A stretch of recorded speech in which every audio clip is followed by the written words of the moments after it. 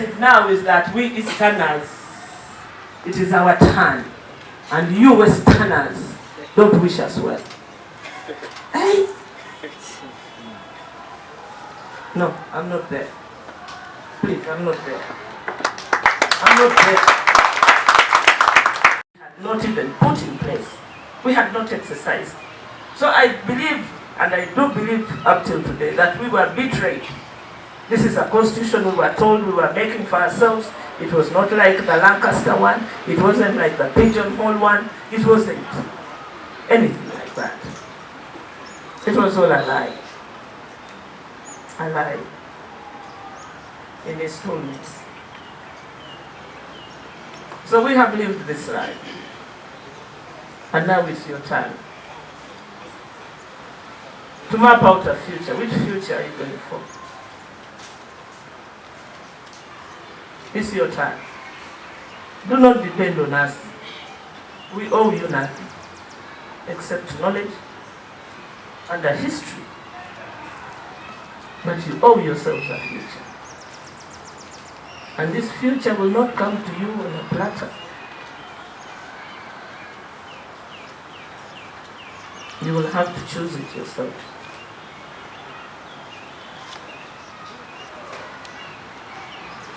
But your future will be hard or easy depending on what you do.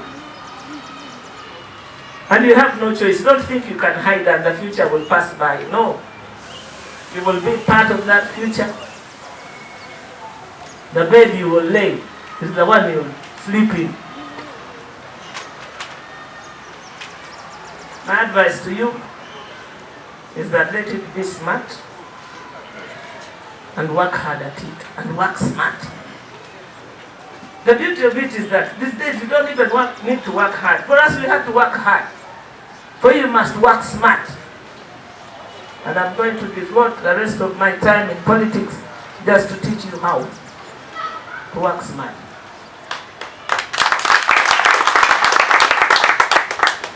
You can even work with your mouth shut. You don't have to talk all the time, no. The Basoga say, Nasika, Lida. Even when you're quiet, you move your mouth.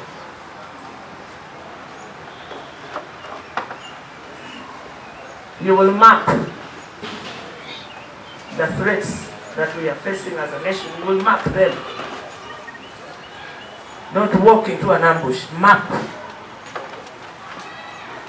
Know your enemy. Check your back.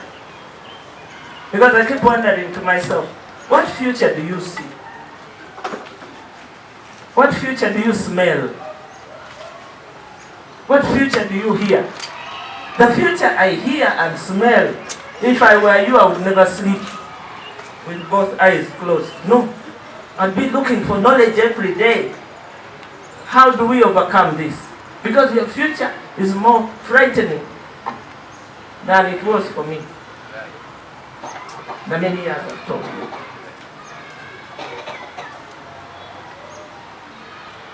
So when we set up shop of Forum for Democratic Change, what was our vision?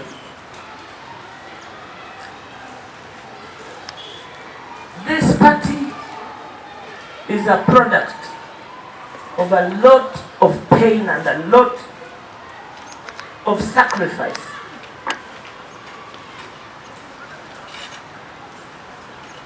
This party was born out of defiance.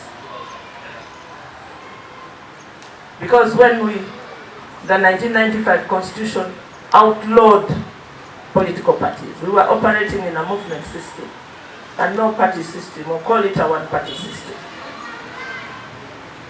You contested as an individual. So I came from Bugabla South as Salaam Musumba, with my votes in my handbag, with my agenda.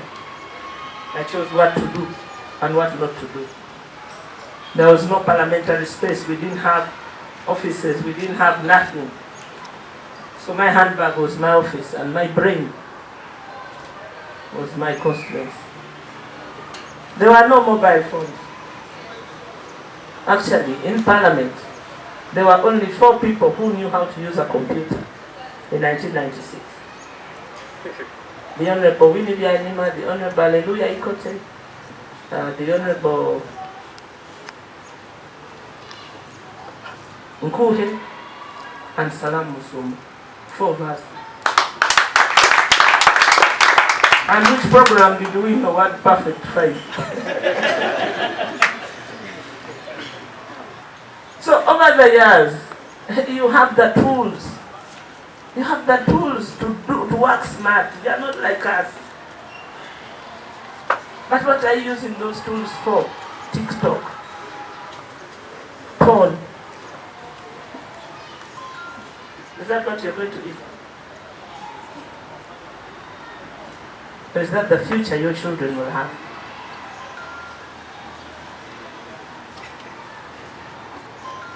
So we set up many platforms, political platforms within Parliament then, because there were no parties.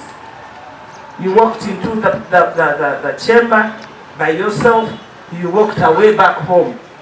So it was like a trip, an excursion. So in the 6th Parliament, we decided to form what we call the Young Parliamentary Association, where young meant young in age and new in Parliament. It included people like Professor Bokenya, because that was his first term in Parliament.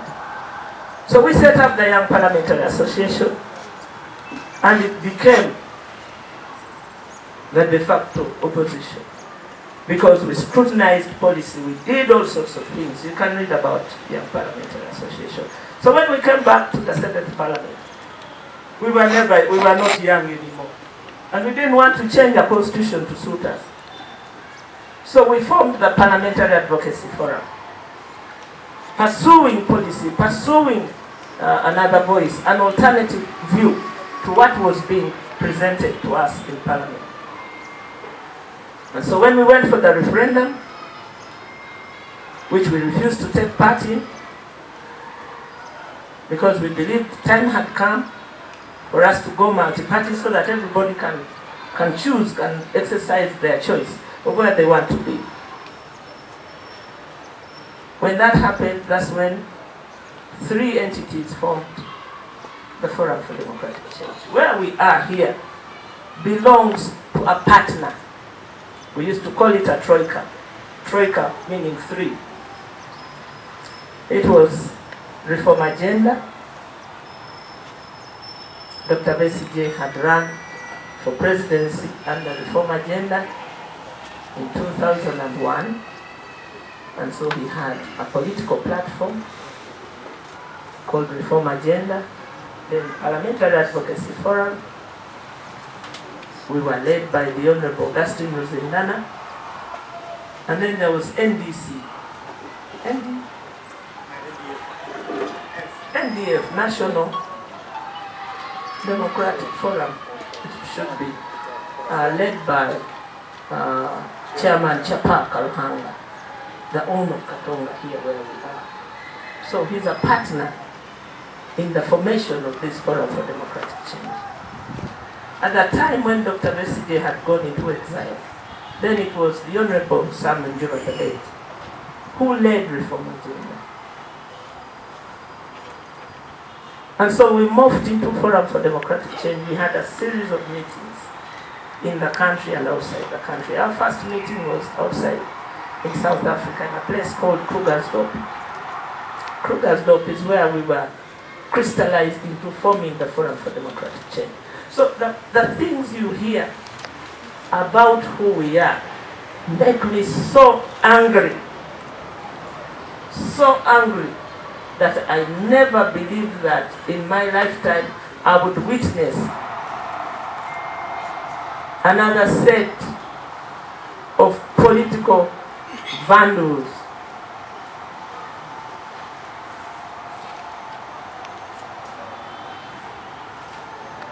but I'm now past self-pity. I'm in war mode. I'm in war mode because the people of Uganda believed us, The people of Uganda trusted us. The people of Uganda supported the cause. The people of Uganda gave up opportunity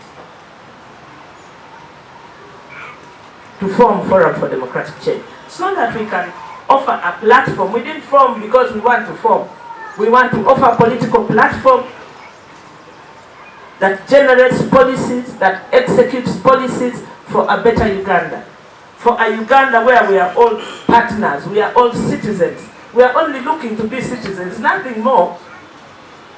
And who is a citizen? A citizen has rights, a citizen has responsibilities, and a citizen is the owner of the geographical space called Uganda.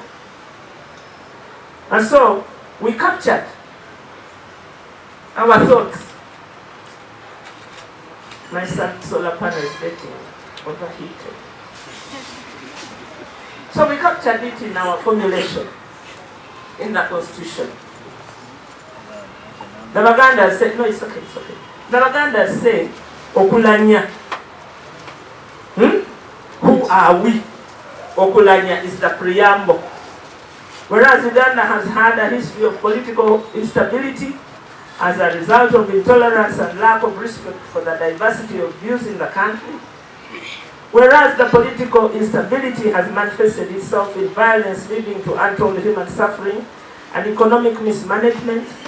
Whereas poverty, ignorance, disease have afflicted the people of Uganda as a result, we being committed to eradicate conditions which give rise to political instability and build a social, economic, and political order which benefits all the people of Uganda, do hereby append our names, addresses, and signatures to this Constitution and constitute ourselves in two founding members of the Forum for Democratic Change, a political party to do all such things as will further the aims and objectives of this Constitution, which we now adopt as the Forum for Democratic Change. It is all here.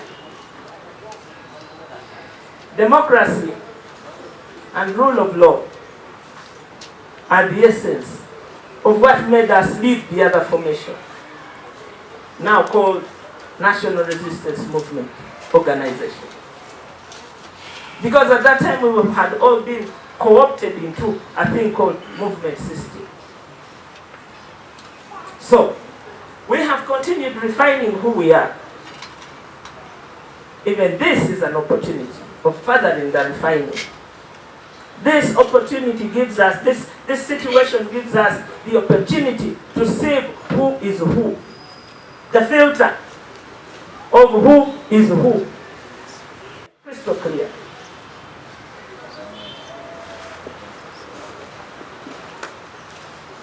The cause for which we set up this party is still valid, as it was valid then. It's even better now. Because every Ugandan now sees what we told them 20 years ago. We have been the prophets of this country. When I go back to my city, Namwemba, I tell them, I told you. The government yaba Uganda bakuna mikwano. So I earned special respect from the whole of community because I did stand up to be counted then. If I hadn't, I would still be a member of parliament. If I hadn't, I would still be what? Member of parliament. But I knew the cost. I knew the risk I was taking. I knew. Today people are in hiding because they want to serve a constituency, not the country. And they do believe that they will thrive by keeping that constituency as the country dies. You will also be faced with that choice. But that's up to you. It's yours, not mine. When I travel to the US or to UK, I feel safe. I feel an international citizen. And yet I've contributed very little. As soon as I get to Entebbe on my way back, I start looking side by side. Who will steal my phone? Who will do it? That's not the country I want to live in. And yet this country is so beautiful. So beautiful. The people of Uganda are very good people on a normal day. On a normal day, Ugandans are very good people. Until they start getting corrupt.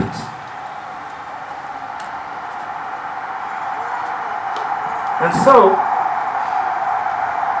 the party that my colleagues and I are defending is a party we formed by ourselves. I carried coins.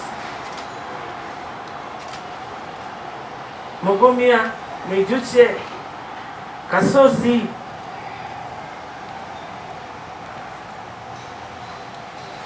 They actually didn't believe that a woman can be the head of FDC. Because at that time when Dr. Besigye was in exile, was given the task. The narrative now is that we Easterners, it is our turn, and you Westerners don't wish us well. Hey? No, I'm not there. Please, I'm not there. I'm not there. Because the choice of a slogan, one Uganda and one people, was deliberate. I choke with anger. Choke with anger. That people use trade now as a tool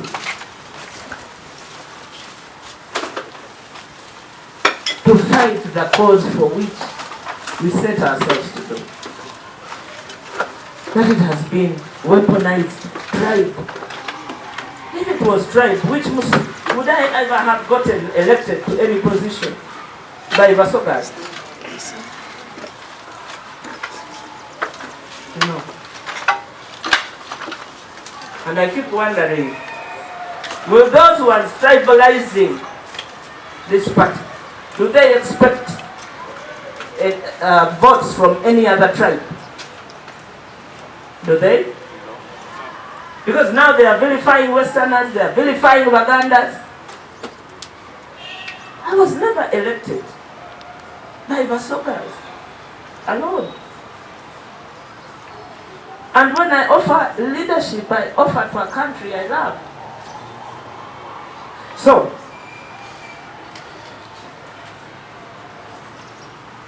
our colleagues who are doing this are doing it deliberately. It's a deliberate mission they are on. Calculated. Powered.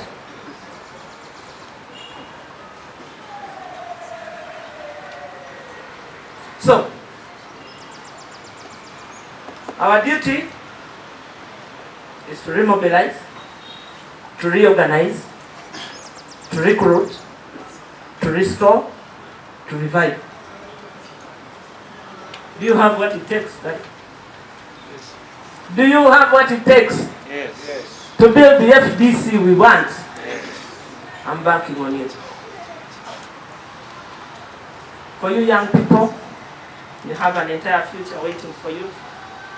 For me, my future is winding down.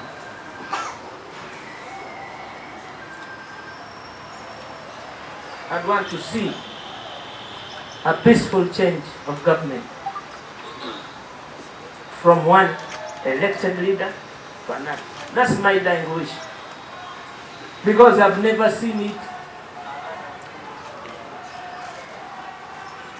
Uganda has never seen it. Will it happen in your generation? Because now we are in the politics of transition and succession. I don't want you to go get home and get confused. The politics now is transition and succession. Which side are you? Finally,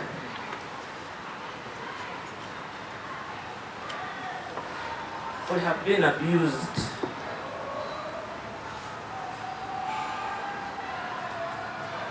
We can be abused by others, but not the people we elected.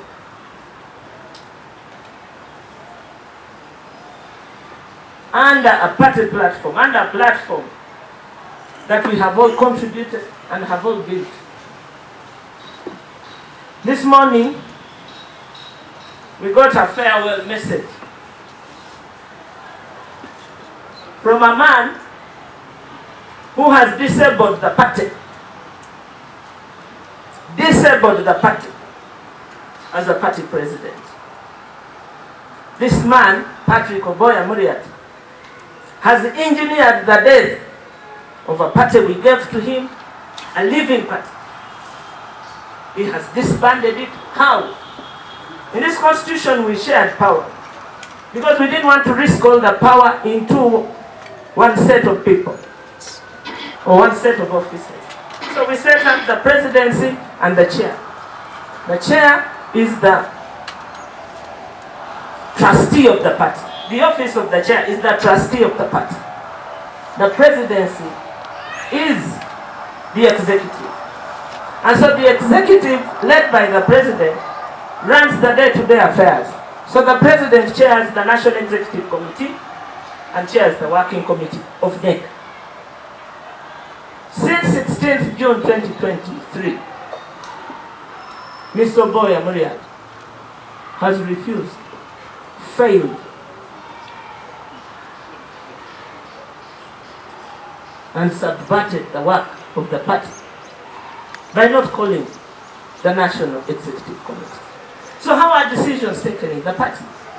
And he has done it gleefully and willingly and happily.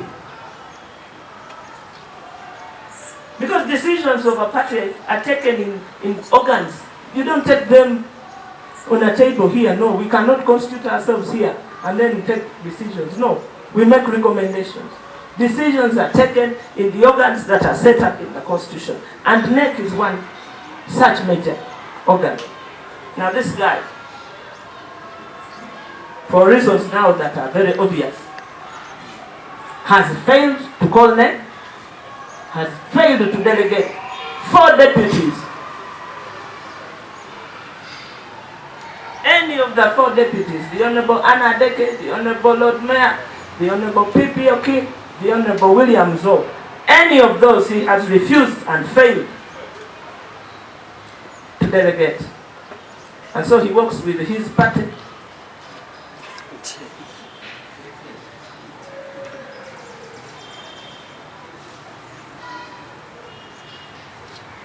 He has refused. Every week, under Dr. Besige, under General Mont, we used to meet every week. And the meetings were scheduled. You knew that every Tuesday there would be an NEC meeting. Under POA, we started meeting every fortnight, every 2 weeks. At times he would delegate. He never delegated Lord Mayor. He just doesn't stand Lord Mayor's brain. He can't. That party suffers from mediocrity. They don't want anybody good as they are, or even better. So they find fault with you. That's why they find fault with all of us here, especially the Lord Mayor and Nganda. They found every description for them. But because they can't handle. So, Anna Deke, the Honorable Anna Deke, fantastic lady, has been delegated at times. The Honorable Zo was an easy one for them, so they would delegate him. But then they stopped. They captured the party. They stalked the party. You know, stalking. Working in hiding. Until today, I don't know what it is. Greetings, colleagues, NEC members. As we are aware, Our term of office comes to an end this week, when on 6th October 2023, the 8th National Delegates Conference taking place at Wuma Grounds elects our successor, Nick. In this regard, I wish to convey my thanks to you all for the positive contribution you made during your tenure as a member of NEC. From a very meager attendance of 5 or less at the beginning of my time in 2017 to an almost full house when our internal election was being debated, the usefulness of NEC in decision making seemed to have suddenly been realized. The Constitution became a point of constant reference, and gaps therein evidently requiring a review of the same very much appreciated. We should have had a comprehensive report to hand over at the next National Delegates Conference. But unfortunately, no sector quarterly reports were presented by secretaries, some for their entire term of office. Homes were locked by what has manifested as two different sides within the party, threatening to tear it apart. A number of you here campaigned against internal elections and indeed made a choice not to run for office and will not be in the next administration of the party. I hope that your differences will be resolved and that we may come back together one day. I maintain that there can only be one FDC at any given time. Should you make a choice to depart from your party, I will certainly feel the pain of losing a leader, but will be comforted by the fact that the FDC was never meant to conscript people. I wish you well in your next political home of choice. To my fellow comrades who stuck with the party members' aspirations in keeping this with our mission, I thank you for that resolve and look forward to working with you in the next 5 years should I return to office. This platform, which brought us together as members of one NEC, will be changing membership, or may even cease to exist in its present form immediately the next NEC is sworn in on the evening of 6th October. I expect that non-members then will be politely removed, or the group will be migrated by the admin to pave way for a transition in the new NEC. Again, thank you for allowing me to provide leadership to our party NEC, to our party NEC, for our party. Mbu, God bless you all. One Uganda, one. Oh my God. Yes, he's saying I don't want to read this name. The next phase is yours.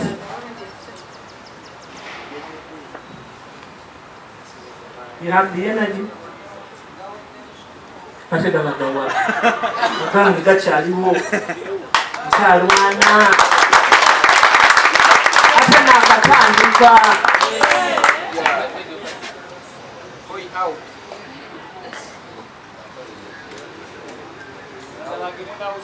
We, the founders of Forum for Democratic Change, I, the pioneer chair and president,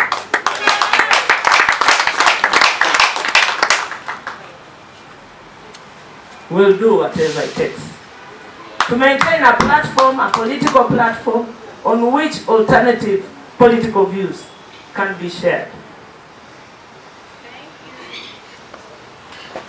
A political platform that is so necessary for the future, for the transition.